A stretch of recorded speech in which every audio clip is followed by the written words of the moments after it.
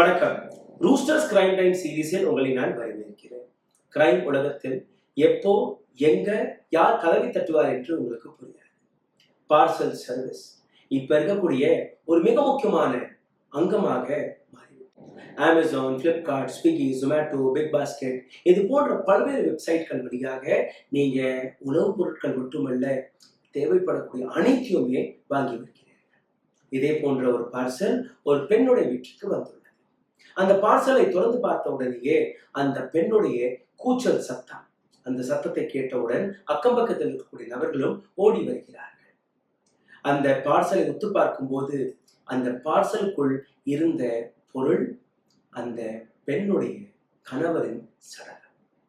இதை யார் அனுப்பினார், எதற்காக இந்த கொலை, அனைத்தையுமே நீங்க பார்க்க போறீர்கள். ஆனால் அதற்கு முன்பு இந்த வீடியோ உங்களுக்கு பிடித்திருந்தால் தயவு செய்து இதை பகிருங்கள். ஏன்னா கிரைம் உலகத்திலிருந்து வரக்கூடிய போன்ற கதைகள், இது போன்ற செய்திகள் மக்களிடம் போய் சேர வேண்டும் என்கிற அக்கறையுடன் தான் இந்த தொகுப்பை நாங்கள் துவக்கியுள்ளோம். எங்களை சப்போர்ட் செய்ய நினைக்கக்கூடிய நபர்கள் தன்னுடைய ஆதரவை தெரிவிக்கலாம். கீழே இருக்கக்கூடிய யூபிஐ ஐடி வழியாக, கமெண்ட்ஸ் வழியாக, லைக், ஷேர் இந்த வழியாக. பார்சல் சர்வீஸ் வழியாக வந்த இந்த பெட்டியின் கதை. நாகா துளசி என்கிற ஒரு பெண் 2008 ஆண்டு அதே பெண் வசிக்கக்கூடிய கிராமத்திற்கு அருகே இருக்கக்கூடிய ஒரு வாலிபரை சந்திக்கிறார். ராகவேந்திரா. ஆந்திர பிரதேசத்தில் இருக்கக்கூடிய ஒரு சிறிய கிராமம். இந்த கிராமத்தில் வசித்து வந்த நாகவேந்திரா, நாகா துளசி 2 பேருமே திருமணம் கட்டிக்கொள்கிறார். 2014 ஆண்டு திடீரென்று நாகவேந்திரா ஒரு நாள் காணாமல் போய்விடுகிறார். எந்த நபருடைய எந்த விதமான தடையும் கிடையாது. வாழ்க்கையை நன்றாக சந்தோஷமாக நடத்தி வந்த நாகா துளசிக்கு அடுத்து என்ன செய்வதென்றே ஒண்ணுமே புரியவில்லை. தன்னுடைய தாய் வீட்டிற்கு திரும்பி செல்கிறார். தாயாரும் ஒரு நாள் 2 நாள் 10 நாள் பார்த்திருக்கிறார். திருமணமான பெண் கணவர் இறந்தாரா, உயிருடன் இருக்காரா, காணாமல் போய்விட்டாரா, எதுவுமே தெரியாது. எப்படி தன் வீட்டில் வைத்துக் கொள்ளலாம், அந்த பெண்ணிற்காக அனந்தம் இருக்கிறார். ஸோ அங்கு அவர்கள் அதிக நாட்கள் வைத்துக் கொள்ள விரும்பவில்லை. நாகா துளசிக்கும் அந்த விருப்பம் கிடையாது. ஏதோ ஒரு சின்ன வேலையை பார்த்துட்டு வாடகைக்கு வீட்டெடுத்து தங்க ஆரம்பிக்கிறார். வாடகைக்கு வீட்டெடுத்து தங்கும்போது நாகா துளசியுடைய ஒரு தங்கை, அந்த பெண்ணிற்கும் திருமணம் ஆகவில்லை. நாகா துளசிக்கு வயது 45. 15 வருடத்திற்கு முன்பு திருமணம் ஆகியிருக்கிறது.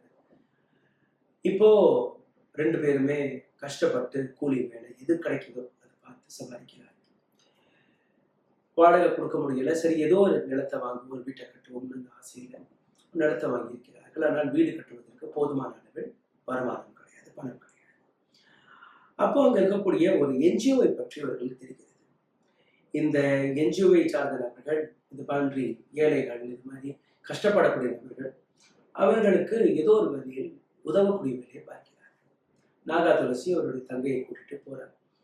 அங்க போயிட்டு இந்த மாதிரி கணவர் கிடையாது, தனியாக தான் நாங்கள் வேலை பார்க்கலாம், இந்த மாதிரி ஒரு நிலத்தை நாங்கள் வாங்கிட்டோம், பட் இந்த வீடு கட்டுறதுக்கு எங்களுக்கு பணம், நீங்கள் ஏதாச்சும் உதவுனீங்கன்னா அது நல்லா இருக்கும். இந்த வீடு கட்டுறதுக்கும் எங்கள்கிட்ட கொஞ்சம் இருக்கு, நீங்கள் கொஞ்சம் உதவுனீங்கன்னா போதும். சரி, என்ஜிஓ ஒத்துக்கிறாங்க. நாகா துளசி கையில் இருந்த இந்த பணத்தை எல்லாம் வைத்து ஒரு குட்டி செவரை இருக்கிறார். அங்கங்க அறையெல்லாம் அது கதவெல்லாம் வச்சுட்டு இப்போ என்ஜிஓ அவங்களுக்கு நம்பிக்கை வருது. சரி, உண்மையில தான் இவங்க உதவி கேட்டிருக்காங்க. அப்போ நாகா துளசிக்கு ஒரு பார்சல் வருது. இந்த பார்சல்ல பெயிண்ட்கான சாமான். நாகா துளசி அதை வச்சு வெளியில அந்த பூச்சி வேலையெல்லாம் முடிச்சுட்டு பெயிண்ட் எல்லாம் அடிச்சிடுறாங்க. ஆனா உள்ள எந்த வேலையுமே நடக்கல. உள்ள இன்னும் டைல்ஸ் வேலை இருக்கு. நாகா துளசி ஒரு மாசம் கழிச்சு மறுபடியும் போறாங்க. இந்த மாதிரி டைல்ஸ் வேலை மட்டும் நிற்கிது, மற்றதெல்லாம் நாங்கள் பூச்சி வேலையெல்லாம் முடிச்சுட்டோம். சரி, இதுக்கு நாங்கள் உதவும். அதே மாதிரி இன்னொரு பார்சல் வழியாக நாகா துளசி வீட்டுக்கு அந்த டைல்ஸ் எல்லாம் போய் சேரும். டைல்ஸ் எல்லாம் பூசி முடிச்சுட்டு இந்த மாதம், அதாவது டிசம்பர் 2024 ஆண்டு முதல் வாரத்தில் மறுபடியும் அந்த என்ஜிஓக்கு போறாங்க. இந்த மாதிரி கடைசி வேலை மட்டும் நிற்கிது. பிளம்பிங் வேலை, எலக்ட்ரிஷியன் வேலை, ஒரு 2 ஃபேன் வேணும், டியூப் லைட் வேணும், சுவிட்ச் குட்டி இதெல்லாம் வேணும். இதெல்லாம் கொடுத்துட்டீங்கன்னா வீட்டு வேலையை நாங்கள் முடிச்சிடுவோம். என்ஜிஓ அவர்களும் சரி இதை நாங்கள் செஞ்சு கொடுக்குறோம், ஒரு சில நாட்களில் நாங்கள் அனுப்பிட்டாங்க. நாகா துளசிக்கு டிசம்பர் 19ஆம் தேதி மத்தியான அளவில் ஒரு மெசேஜ் வருது, அது என்ஜிஓ. இந்த மெசேஜ்ல என்ன சொல்றாங்கன்னா, இந்த மாதிரி நீங்க கேட்ட பொருட்கள் எல்லாம் அனுப்பியிருக்கோம், உங்களுக்கு வந்து ஒரு ஈவினிங் 5-6 மணிக்குள்ள வந்து சேர்ந்துடும். மத்தியானம் இந்த மெசேஜ் வருது ஃபோன்ல.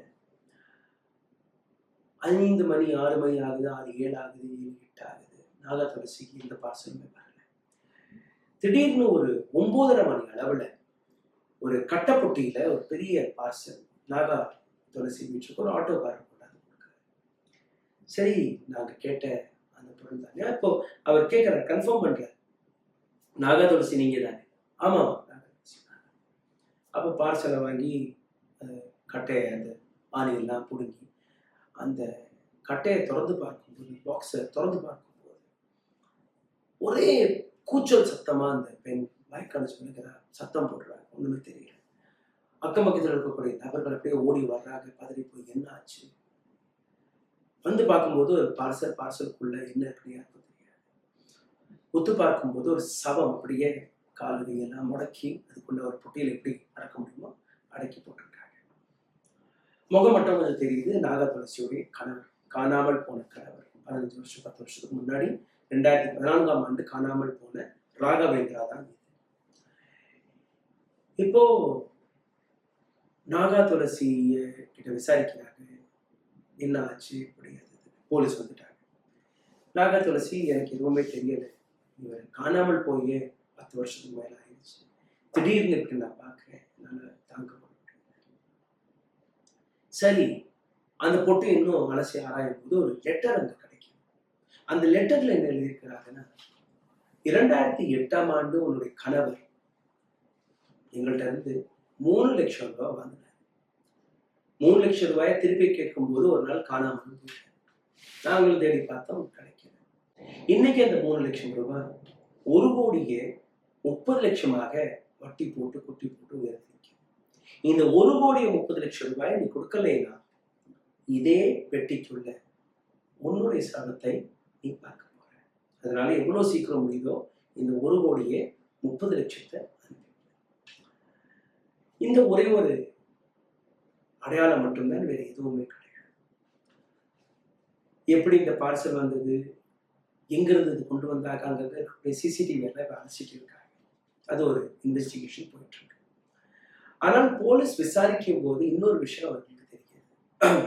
நாகா துளசியோட குழந்தைனார் 4-5 நாட்களுக்கு முன்பு அவர் காணாமல், அதாவது ஒரு 4-5 days பேக் அந்த நபரும் மிஸ்ஸிங். இன்னொரு இன்ட்ரெஸ்டிங்கான ஃபேக்டர் என்னன்னா, நாகா துளசியோட கணவர் இந்த கொழுந்தனாருடைய முகம் ஒரே மாதிரி இருக்கும், ஒரே மாதிரியான அடையாளம். அப்போ இந்த சடலம் நாகா துளசியோட கணவருடையதா அல்ல அந்த கொழுந்தனாருடையதா, இது இன்னும் புரியல. இப்ப போலீஸ் அந்த சடலத்தை இன்வெஸ்டிகேஷனுக்காக ஆட்டோ பயோப்சிக்காக அனுப்பியிருக்கிறார்கள். டிஎன்ஏ டெஸ்ட் நடத்தப்பட இருக்கிறது. அதற்கு பின்புதான் நாகா துளசியோட கணவரா அந்த கொழுந்தனாரா என்று தெரியும். இது ஒண்ணு. 2வது, ஆட்டோ, எந்த ஆட்டோல அந்த பார்சல் வந்ததோ அந்த ஆட்டோவை தேடக்கூடிய வேலையை அங்க இருக்கக்கூடிய போலீஸ் பார்த்து, ஆட்டோக்காரர்களை பிடித்தால் யார் இந்த பார்சலை அனுப்பினார்கள், எங்கிருந்து அனுப்பப்பட்டது, எப்படி கொண்டு வந்து சேர்த்த, இந்த கதை எங்களுக்கு தெரியும். இப்ப வரை ஒரு 13 பேரை கைது செய்திருக்கிறார்கள். போலீஸ் விசாரணை நடக்கிறது. 19ஆம் தேதி இந்த சம்பவம் நடந்தது. இன்னைக்கு 22ஆம் தேதி, 23ஆம் தேதி. இந்த ஒட்டுமொத்த விஷயத்தை பற்றி வரக்கூடிய பல்வேறு தகவல்கள், வரக்கூடிய பல்வேறு மர்மங்கள் இருக்கிறது. எதற்காக கொன்றார்கள், யார் கொன்றார் என்கிற இந்த ரிசல்ட், இந்த எக்ஸ்போஷர் எப்ப வருகிறதோ உடனுக்குடன் அந்த மீதம் இருக்கக்கூடிய கதையும் நான் உங்களுக்கு கூற இருக்கிறேன். காத்துக்கொண்டிருக்கிறேன். நன்றி.